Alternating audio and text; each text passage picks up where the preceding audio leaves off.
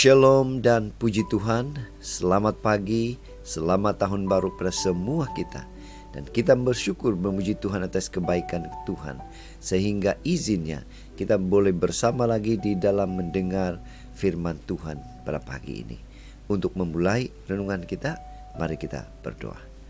Bapa Syurgawi, terima kasih atas kebaikan-Mu karena bersama dengan kami pagi ini, sementara kami mendengar mempelajari firman Tuhan. Dalam nama Yesus kami berdoa.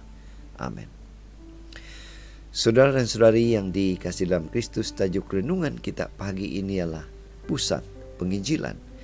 Siapa pusat penginjilan Anda di tahun baru 2023 ini? Firman Tuhan di dalam Yohanes 1 ayat 41 mengatakan, Andreas mula-mula menemui Simon, saudaranya, dan ia berkata kepadanya, kami telah menemukan Mesias, artinya Kristus. Nah saudara, bacaan kita hari ini kita boleh baca dalam Yohanes 1 ayat 35 hingga 42. Ini merupakan pemanggilan murid-murid Yesus yang pertama. Bagaimana mereka dipanggil? Saudara, kisah pemanggilan murid-murid Yesus yang pertama mengandungi pesanan ringkas yang pasti membangkitkan semangat pada setiap pembaca. Dimulai dari Yohanes Pembaptis yang menunjuk kepada Yesus. Lihatlah anak domba Allah, ayat 36. Lalu dua orang kawannya mengikuti dia. Salah seorang diantaranya lah Andreas, saudara Simon Petrus, ayat 40. Selanjutnya, Andreas bersaksi kepada saudaranya tentang Yesus, ayat 41.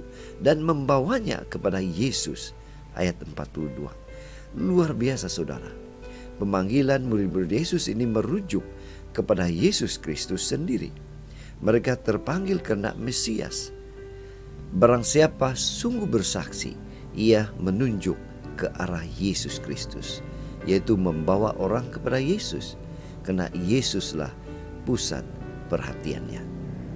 Saudara, sadar atau tidak, di tengah banyak arus kepentingan dunia sekarang ini, kesaksian kita seringkali terancam merosot kemurniannya. Mengapa? Kepentingan pribadi, perniagaan dan politik kerap sering menjadi fokus hidup, sehingga bukan Yesus yang menjadi pusat pelayanan. Inilah saatnya pusat penginjilan umat Tuhan mesti hanya berpusat kepada Yesus Kristus. Itu sebabnya pada pagi ini mari kita ingatkan diri kita untuk memusatkan pelayanan kita hanya kepada Yesus Kristus di tahun yang baru ini. Jika bukan, maka pelayanan yang kita lakukan itu akan menjadi sia-sia. Inilah doa dan harapan kita saudara. Mari kita bersyukur, mari kita berterima kasih karena Tuhan memberikan kita kekuatan, kemampuan untuk tetap setia memusatkan pelayanan kita hanya kepada Yesus Kristus. Mari saudara, kita tetap setia, tetap semangat, tetap positif, tetap sihat bersama dengan Tuhan sampai Maranatha. Tuhan memberkati kita. Mari kita berdoa. Bapa Syurgawi, terima kasih karena sekali lagi kami diingatkan untuk memusatkan penginjilan, untuk memusatkan pelayanan kami hanya kepada Yesus Kristus. Dalam nama Yesus kami berdoa. Amin.